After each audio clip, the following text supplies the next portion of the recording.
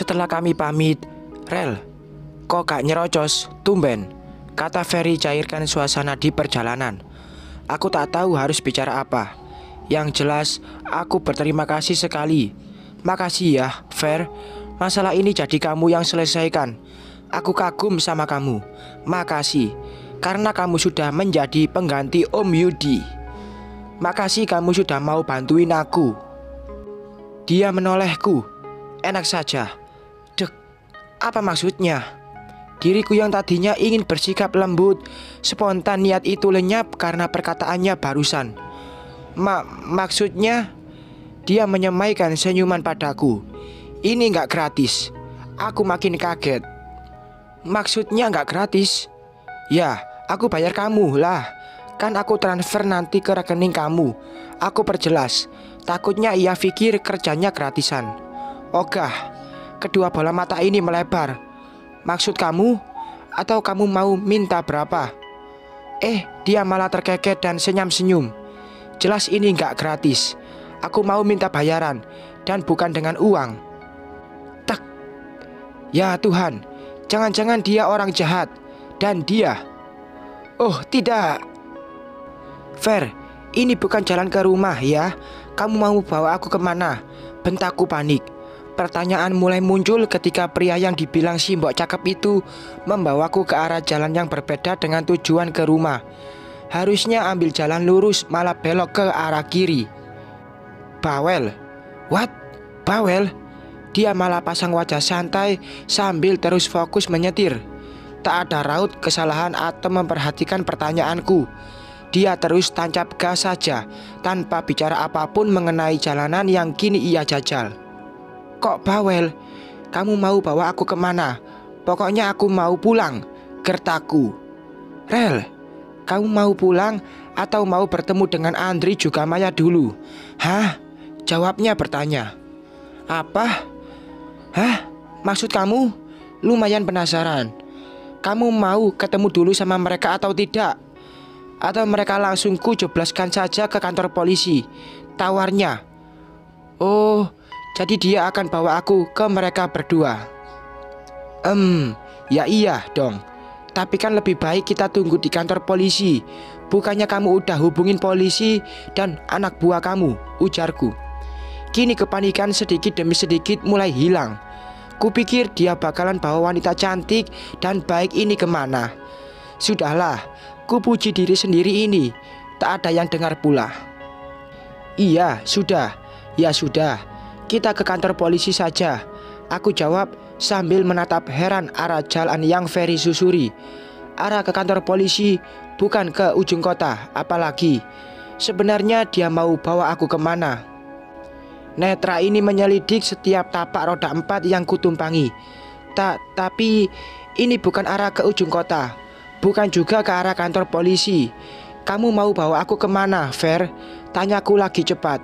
Mulai bingung. Dia tak menjawab. Pria yang sejak tadi mengenakan kemeja plus dibalut jas hitam itu hanya fokus menyetir tanpa hiraukan pertanyaanku. Benak ini terus bicara. Kalau dia macam-macam, aku bakalan teriak dan menelpon seseorang dengan cepat. Makanya benda pipi milikku tak pernah jauh dari tatapan. Masih tanpa pembicaraan, laju mobil malah belok ke arah sebuah restoran mewah. Ferry mencari parkiran kosong dan memberhentikan roda 4-nya tepat di depan resto. Terparkir rapi, dan aku masih tanda tanya. Tatapan ini masih mematung heran. "Ayo turun," titahnya sembari melepas seatbelt. Alisku nyari saja saling berpaut karena heran. Dia mau ajak aku makan? "Rel, mau turun atau jemur badan di sini?" tanyanya sesudah ia lepas sabuk pengaman. Dan aku masih diam hingga pada akhirnya manggut-manggut mengerti dengan maksudnya.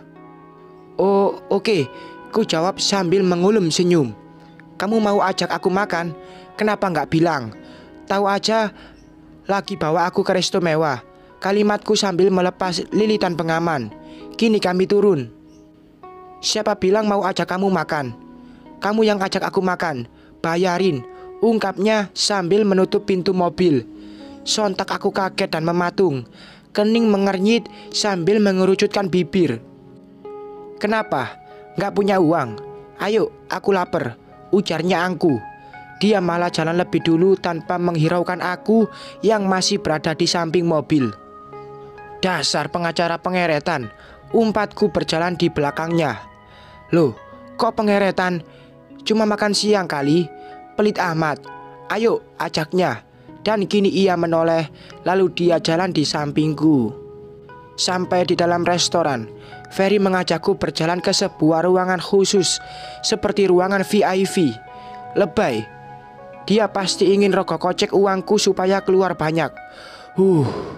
Tapi biarlah. Toh apa yang ia perbuat sudah membuatku puas. Anak buahku belum sampai bawa mereka ke sini. Masih di jalan. Jadi kita nunggu kedatangan mereka sejenak di sini. Ia angkat bicara selagi kami masih berjalan. Keningku mengernyit. Loh, tapi kok bisa anak buah kamu secepat tadi temukan mereka? Bohong ya? Awas kalau ini hanya penipuan dan mereka berdua malah sedang bebas menghirup udara segar. Ku jawab sambil terus berjalan menyusuri langkahnya. Dia diam dan menungguku.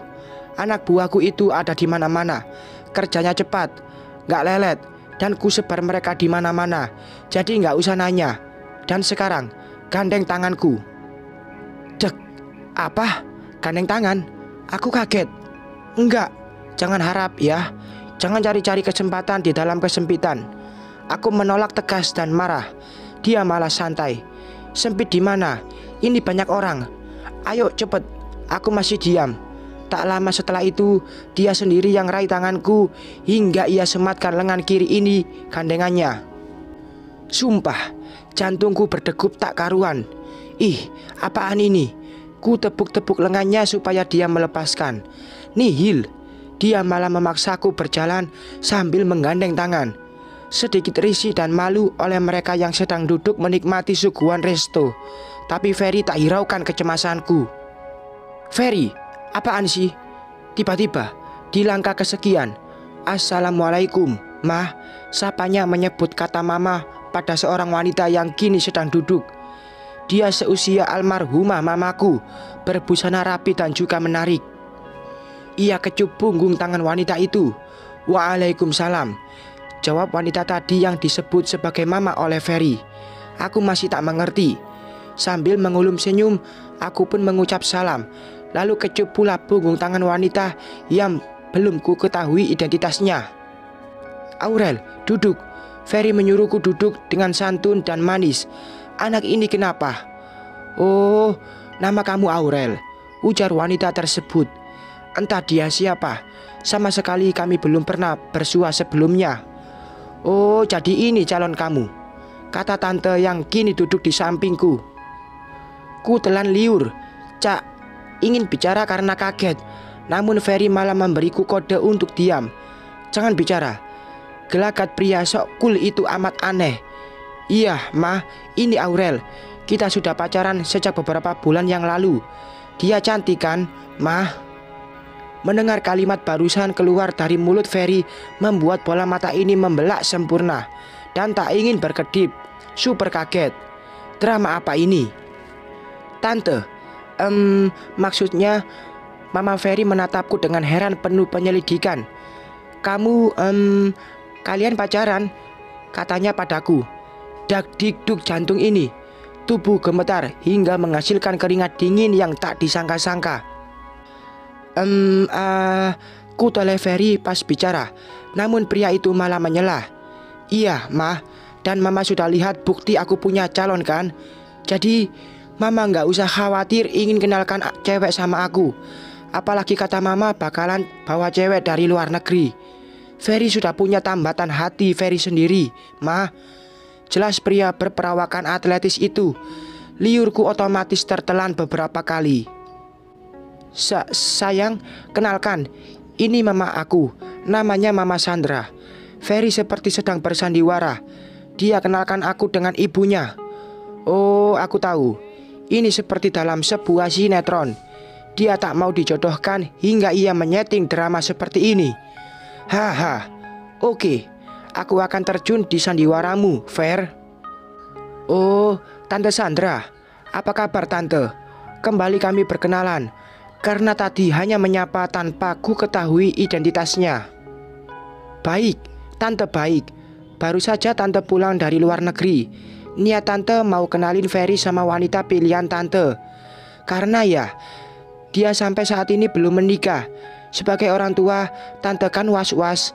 Tapi setelah melihat kalian, Tante jadi sedikit lega. Jelas jawaban Tante Sandra lumayan bijak. Bukan tipikal emak-emak yang kekeh dengan pendiriannya. Tante, memang anakmu saja yang tak laku. Haha. Iya, Mah, ku salah omongan Ferry. Biar ku balas kamu, Fer. Bikin sandiwara tak kasih tahu dulu dari awal. Bikin jantungku copot saja. Iya, Tante. Kami sudah pacaran sejak beberapa bulan yang lalu. Anak Tante ini sangat baik sekali. Dia romantis. Dia juga perhatian. Tapi sayang. Tante Sandra mulai heran. Sayang? Kenapa? Selidiknya. Ferry mulai menatapku heran. Sayangnya, anak Tante pelit. Selama ini dia tak pernah mau bayarin makan kami, Tan. Dia juga acap kali sakiti hati saya. Kemarin saja dia ketahuan selingkuh.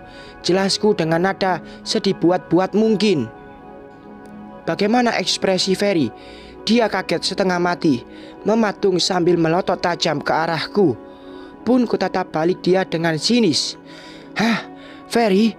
Tante Sandra nampak kecewa dengan anaknya. Jelas, Ferry makin kesal sepertinya denganku. Iya, Tante. Tapi, ya, namanya juga cinta. Saya berserah diri saja. Apalagi ketika ia keluyuran pulang malam. Saya telepon dia nggak angkat-angkatan. Taunya malah nongkrong di tempat. Ah, sudahlah, Tante. Maafin Aurel. Aurel hanya ungkapin unek-unek Aurel saja. Dengan penuh sandiwara di luar dugaan Ferry, aku lugas bicara. Wajah Ferry makin kesini makin memar saja. Shock, dan pasti dia pikir aku akan diam seperti di film-film. Oh no, Mah, anak itu gagap. Ferry, sini. Tante Sandra menjewer telinga Ferry dan enyah sejenak dari hadapanku. Sakit, Mah. Nampak Tante Sandra bisikan sesuatu pada pria yang sengaja memanfaatkan aku ini. Kelihatannya Tante Sandra kecewa dan marah pada Ferry. Telinga anaknya itu masih dijewer hingga memerah seketika. Bagus, Tante. Harus diajari itu anaknya supaya nggak macam-macam. Mereka tak lama kembali.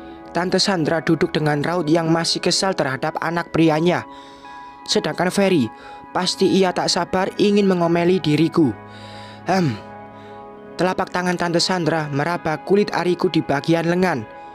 Aurel, Tante minta maaf atas sikap anak Tante ini. Dia memang kekanak-kanakan. Pantas saja selama ini dia tak pernah lama hubungan. Pasti gara-gara ini. Bahkan tak pernah ada wanita yang ia ajak ke rumah, bahkan untuk kenalkan pada Tante. Baru kamu. Dan Tante baru tahu sifat buruk anak Tante dari kamu.